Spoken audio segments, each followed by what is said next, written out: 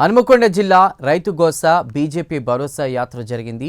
ఆత్మకూరు మండలం నీరుకుళ్ల గ్రామం వద్ద ధాన్యం కొనుగోలు కేంద్రాన్ని బీజేపీ నేతలు సందర్శించారు. ధాన్యం కొనుగోళ్లలో ఎదురవుతున్న ఇబ్బందులను రైతుల నుంచి బీజేపీ నేతలు అడిగి తెలుసుకున్నారు. బీజేపీ ఎంపీ ఈటెల రాజేందర్, ఎమ్మెల్యేలు రైతులతో మాట్లాడారు. రైతులను ప్రతిపక్షాలను దబాయించుడు బంద్ చేయి రేవంత్ రెడ్డి అంటూ రైతులను గోసపెట్టిన ప్రభుత్వాలకు పుట్టగతులు ఉండవన్నారు. రైతుల ధాన్యం కొనకుండా ఎదురుదాడి చేస్తున్నారని బీజేపీ నేతలు ఫైర్ అయ్యారు.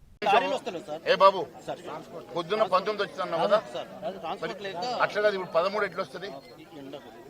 అవునయ్యా, పొద్దునకి రాత్రికి ఇప్పటికి 5 తగ్గుతాయి ఇక్కడనా? మరి ఎట్లా తగ్గింది? ఇది 13 వచ్చింది, నువ్వు 19 ఉందని అబద్ధం ఎందుకు చెప్తున్నావు? ఇంకోటి సొసైటీ పరిధిలో 5 కొనుగోలు కేంద్రాలు. ఓ రవి ఎన్ని రోజులు ఇక్కడ పోసి ఎన్ని రోజులు అవుతుంది అక్కడ పోసి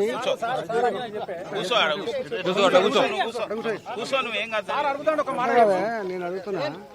ఆయన 15 రోజుల క్రితం 15 నాడు ఇచ్చినావు.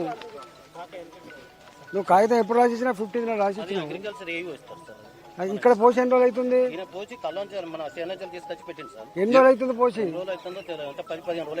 మరి 15 రోజులకు ఎండ ఎండకు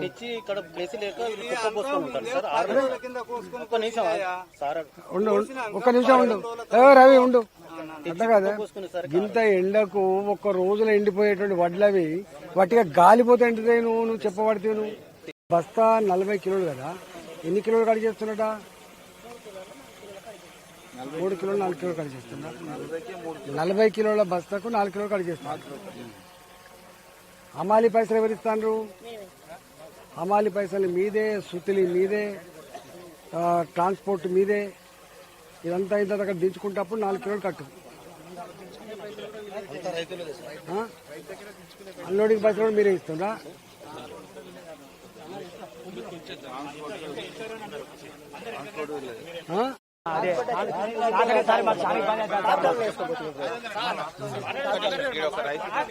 భారతీయ జనతా పార్టీ శాసనసభ్యుల బృందం, శాసన మండలి, అదేవిధంగా పార్లమెంట్ సభ్యులు నిన్న ఉదయం 11 గంటల నుంచి కుల్కచర్ల నుంచి మొదలుపెట్టి ఇవాళ నీరుకుళ్ళ వరకు రావడం జరిగింది.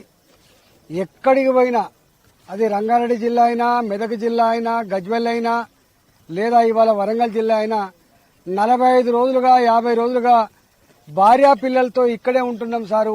ఈ ఎర్రటి ఎండలో ఉడుకుతున్నాం మేము.